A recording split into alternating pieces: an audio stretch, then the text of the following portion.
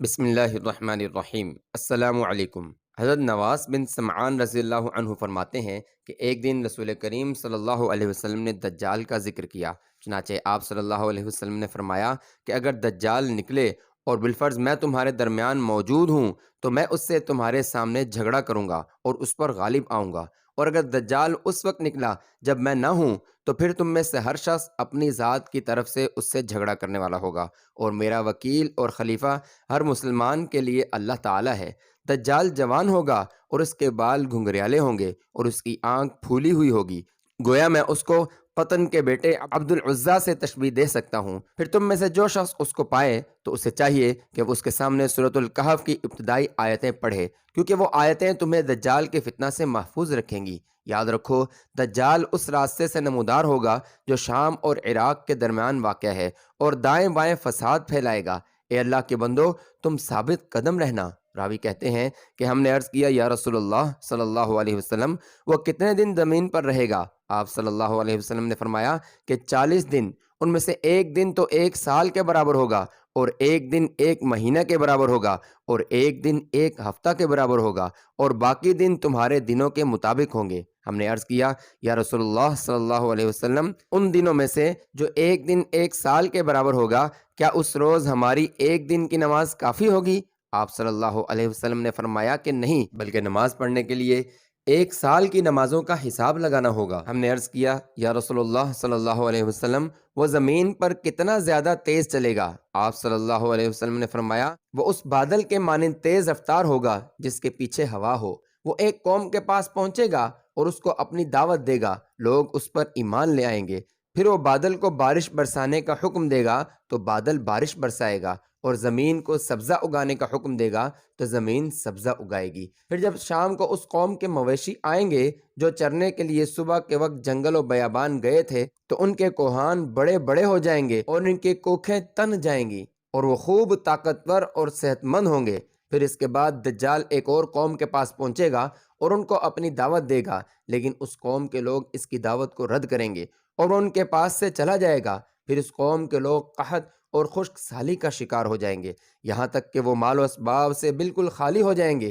اور اس کے بعد دجال ایک ویران جگہ پر گزرے گا اور اس کو حکم دے گا کہ وہ اپنے خزانوں کو نکال دے، چنانچہ وہ خزانے اس طرح اس کے پیچھے پیچھے ہو لیں گے جس طرح شہد کی مکھیاں اپنے سردار کے پیچھے ہوتی ہیں۔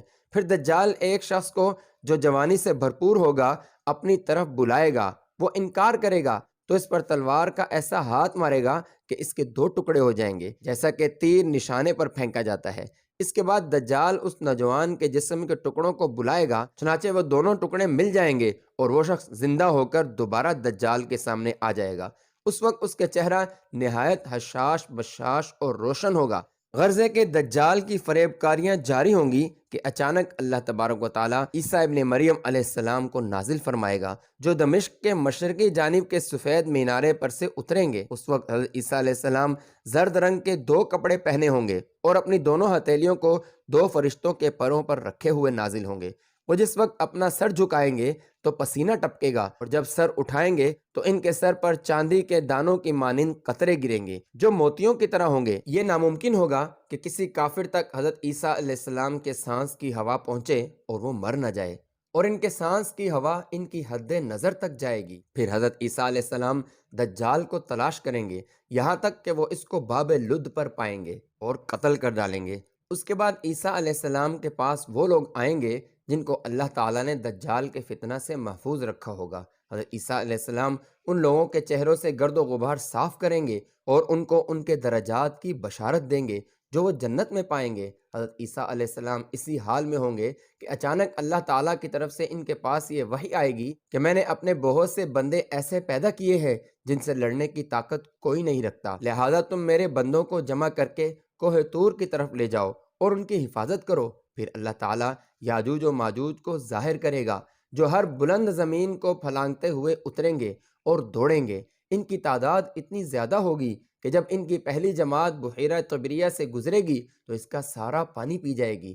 پھر جب اس کے بعد آنے والی جماعت کا وہاں سے گزر ہوگا تو وہ کہے گی کہ شاید اس دریا میں کبھی پانی ہوتا تھا۔ اس کے بعد یاجوج ماجوج آگے بڑھیں گے یہاں تک کہ جبل خمر تک پہنچیں گے جو بیت المقدس کا ایک پہاڑ ہے۔ پھر کہیں گے کہ ہم نے زمین والوں کو ختم کر دیا ہے، چلو آسمان والوں کا خاتمہ کریں۔ چنانچہ وہ آسمان کی طرف اپنے تیر پھینکیں گے اور اللہ تعالیٰ ان کے تیروں کو خون آلود کر کے لوٹا دے گا۔ اس عرصہ میں خدا کے نبی اور ان کے رفقا یعنی حضرت عیسیٰ علیہ السلام اور اس وقت کے مسلمان کوہ طور پر روکے رکھے جائیں گے، اور ان کے لیے بیل کا سر تمہارے آج کے 100 دیناروں سے بہتر ہوگا۔ چنانچہ اللہ تعالیٰ کے نبی اور ان کے ساتھی یاجوج ماجوج کی ہلاکت کے لیے دعا اور آہوزاری کریں گے، بس اللہ تعالیٰ ان کی گردنوں میں نغف یعنی کیڑے پڑ جانے والی بیماری بھیجے گا، جس سے وہ سب یکبارگی اس طرح مر جائیں گے جس طرح کوئی ایک شخص مرتا ہے۔ اللہ کے نبی عیسیٰ علیہ السلام اور ان کے ساتھی پہاڑ سے زمین پر آئیں گے، اور انہیں زمین پر ایک بالش کا ٹکڑا بھی ایسا نہیں ملے گا جو یاجوج ماجوج کی چربی اور بدبو سے خالی ہو۔ حضرت عیسیٰ علیہ السلام اور ان کے ساتھی اللہ تعالیٰ سے دعا کریں گے، تب اللہ تعالیٰ بختی اونٹ کی گردن جیسے لمبی لمبی گردنوں والے پرندوں کو بھیجے گا، جو یاجوج ماجوج کی لاشوں کو اٹھا کر جہاں اللہ کی مرضی ہوگی وہاں پھینک دیں گے۔ پھر اللہ تعالیٰ ایک زوردار بارش بھیجے گا جس سے کوئی بھی مکان خواہ وہ مٹی کا ہو یا پتھر کا نہیں بچے گا۔ وہ بارش زمین کو دھو کر آئینہ کی طرح صاف کر دے گی۔ پھر زمین کو حکم ہوگا کہ اپنے پھلوں کو نکال اور اپنی برکت کو واپس لا۔ زمین اپنی برکتوں کو ایسا نکالے گی کہ اس وقت 10 سے لے کر 40 آدمیوں تک کی پوری جماعت ایک انار کے پھل سے سیر ہو جائے گی، اور انار کے چھلکے سے یہ لوگ سایہ حاصل کریں گے۔ نیز دودھ میں اتنی برکت دی جائے گی کہ دودھ دینے والی ایک اونٹنی لوگوں کی ایک بڑی جماعت کے لیے کافی ہوگی، دودھ دینے والی ایک گائے لوگوں کے ایک قبیلے کے لیے کافی ہوگی، اور دودھ دینے والی ایک بکری آدمیوں کی ایک چھوٹی سی جماعت کے لیے کافی ہوگی۔ بہرحال لوگ اسی طرح خوشحال اور امن و چین کی زندگی گزار رہے ہوں گے کہ اللہ تعالیٰ ایک خوشبودار ہوا بھیجے گا جو ان کے بغل کے نیچے کے حصے کو پکڑے گی، اور پھر وہ ہوا ہر مومن آدمی کی روح قبض کر لے گی، اور صرف بدکار اور شریر لوگ ہی دنیا میں باقی رہ جائیں گے جو آپس میں گدھوں کی طرح خلط ملط ہو جائیں گے، اور انہی لوگوں پر قیامت قائم ہوگی۔ اچھے اور ایمان افروز واقعات سننے کے لیے چینل کو سبسکرائب کریں۔